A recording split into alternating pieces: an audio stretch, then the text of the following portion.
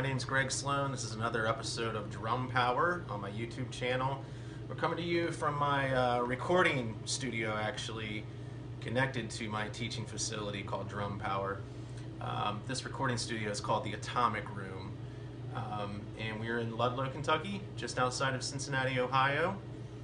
And this time we're going to talk about drum fills. How do we count drum fills? When should we play drum fills? These kinds of things. There's a ton that we can go over with this. I may have to do several videos on this in the future because it can get pretty in depth, but we're going to keep this one pretty basic. And with that in mind, we're just going to be talking about 4/4 time. Okay, so just counting 1, 2, 3, 4. 1, 2, 3, 4. And that's the first thing you want to start with, counting. Counting is the biggest step in learning how to play fills. So for those of you who don't know, the drum fills, as you saw me just playing at the beginning here, the drum fills are those pieces in between your drum beat. Sometimes drum fills can be a part of the drum beat. It's just kind of mixing it up a little bit with toms or cymbal accents or something like that. But some basic things we want to think of when we're talking 4/4 time drum fills is we've got to know all the note values. So let's go through those really quickly. So if we're playing 1, 2, 3, 4, which is just what I was just playing, about that tempo, let's think whole note first. So that would just be this: 1, 2, 3, 4. 1, 2, 3, 4. 1, 2, 3, 4. So that's your whole note. You literally just hit one note on one, and it takes up that whole measure of 4/4. Next would be half note. So that would be 1, 2, 3, 4. 1, 2, 3, 4. 1, 2, 3, 4. So of course the half note takes up half of the measure, so we can get 2 of those in there. Let's go to the quarter note.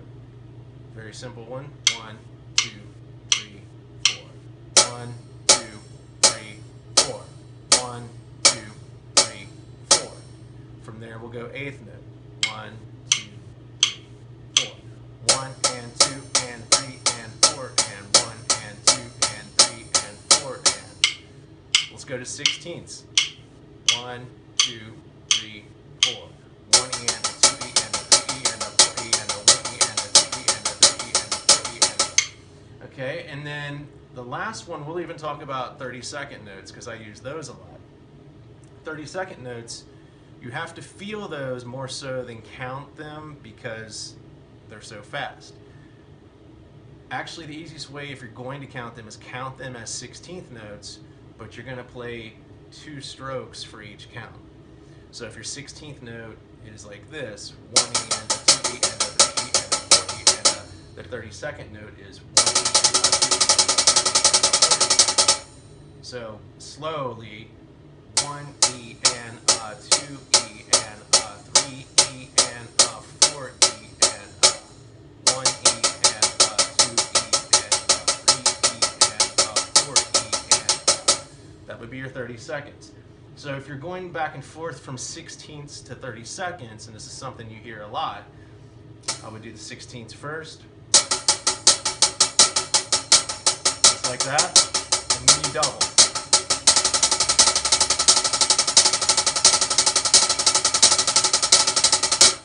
Okay, so that's how you're feeling and counting the 30-second notes. So what does all this mean when it comes to drum fills and playing on the drum set?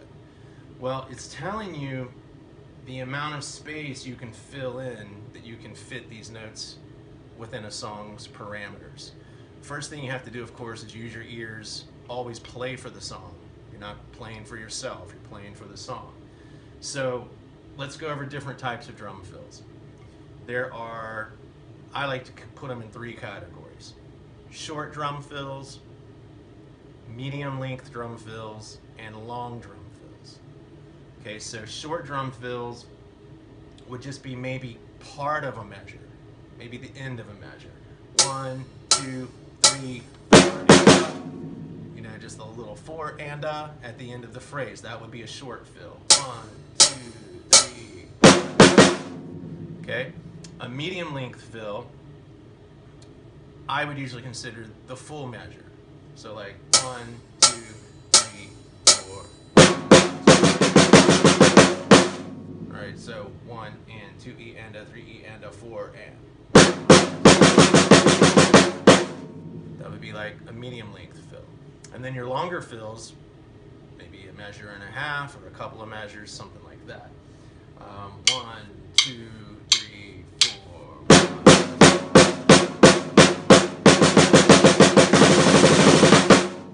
Something like that. So that was actually 2 measures long.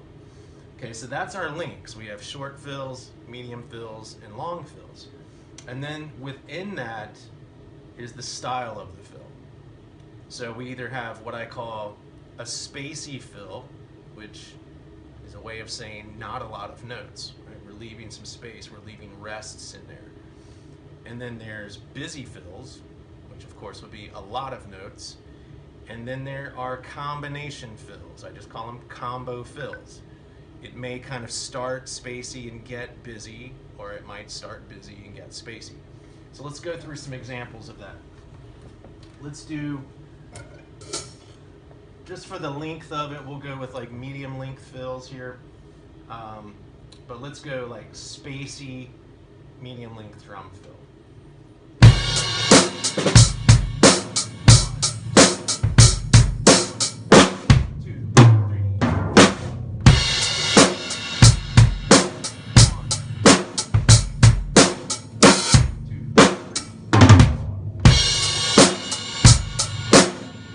So not a lot of notes in there, but depending on the song, that could sound really, really cool. Let's go busy fill for the medium length. So.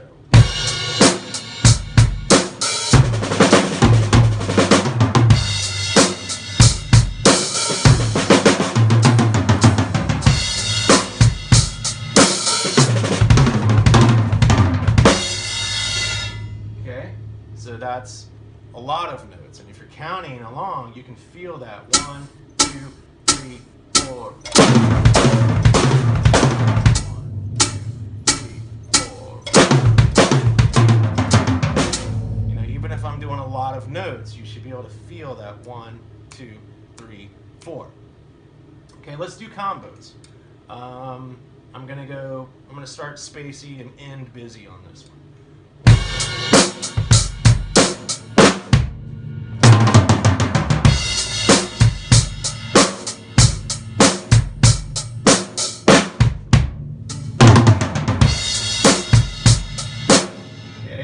Now let's do the opposite. Let's start busy and end spacey.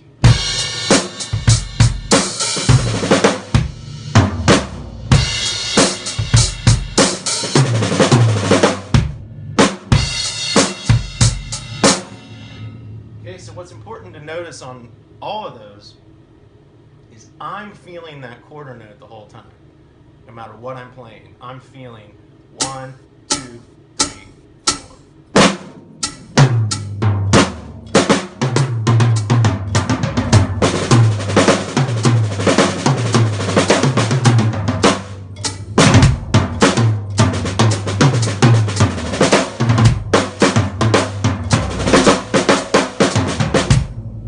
So no matter what I'm doing, I'm feeling that. Even if I'm not playing it, it helps if you can play it with your hi-hat foot. That's a little advanced for a lot of people. But at least you want to be feeling that when you're playing these fills. Another thing I wanted to talk about with fills that really gets overlooked, and I think especially for young drummers, beginning drummers, use your bass drum for your fills. Even with a single pedal, you can use double pedal, of course, if you've got it. But I really like even just using a single foot pattern within my hand patterns. It makes it really cool sounding. You can split it up. So let's say I was doing straight 16th notes around just the a 5-piece configuration here. So snare drum, first tom, second tom, and a floor tom. And a normal straight around, what we would call around the horn, 16th note pattern would be 1 E and a, 2 E and a, 3 E and a, 4 E and a. And I'll just play that. Okay, so that's just a really common one. I can make that more interesting by using the bass drum. Maybe I would do it on the numbers and E's. So I'd start the phrase with it like 1 E. So 1 E and a, 2 E and a, 3 E and a, 4 E and a. Okay, I can go the opposite. I can go 1 E and a with the foot. So 1 E.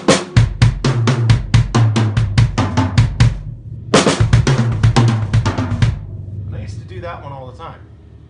It makes it kind of tough to end your fill because usually, this is another thing, it's not an always, but a usual thing, is you're going to end your fills on beat 1 of the following measure. And usually that's going to be with a crash cymbal and a bass drum at the same time. Like this. I found I also like the sound of a crash with a snare hit. So if I were doing this particular fill where I ended with 2 bass drum hits, I could do a third one with a crash. It's kind of tough at certain speeds. So I might opt to use the snare with that. You know, just to be something a little more unique and interesting. Or you can change the end of that phrase, make it simpler to get back to your crash and into your beat. So that's another step that you'll practice at home, is how do you get out of your fills and get back into your beats. So I would always start with simple ones. I think the easiest ones are busy but not too fast with your 30 seconds and stuff, maybe just 16th note. Busy fills at a medium length, maybe just a full measure. And I would just practice playing your beat, play a measure of the fill, get a crash, get back into your beat. And you can also practice going back and forth from your hi-hat cymbal as your timekeeper to your ride cymbal as your timekeeper.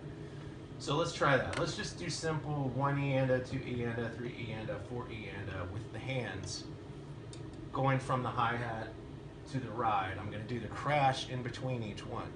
So what you have to get used to when you're learning these fills is the crash on beat 1 is part of the beat. So whereas you're playing 1 and 2 and 3 and 4, and when you hit that crash, it's 1 and 2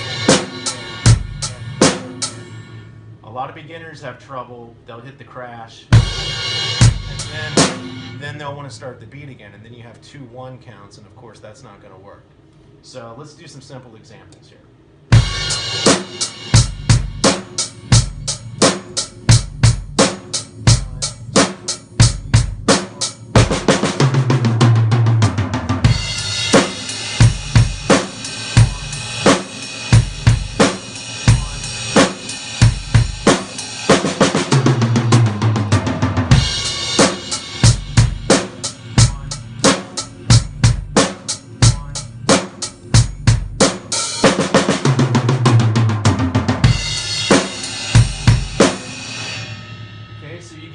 For that.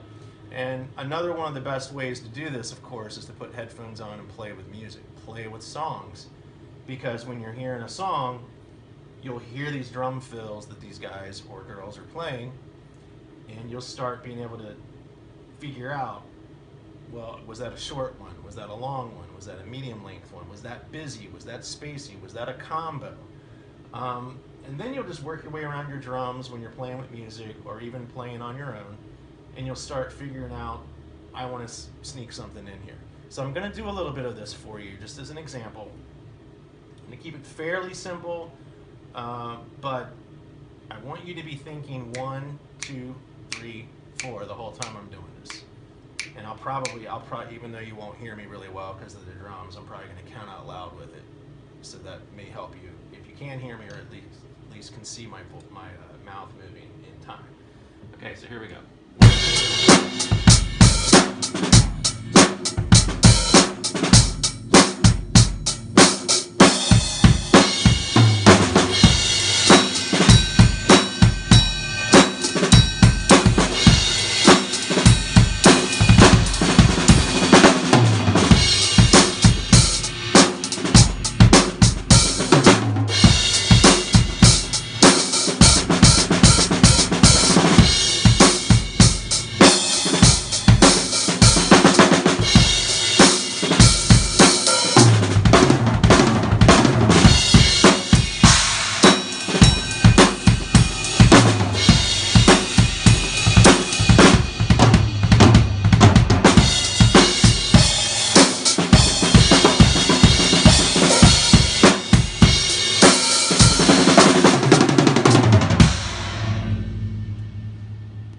hopefully that whole time you could feel that 4/4 time signature going.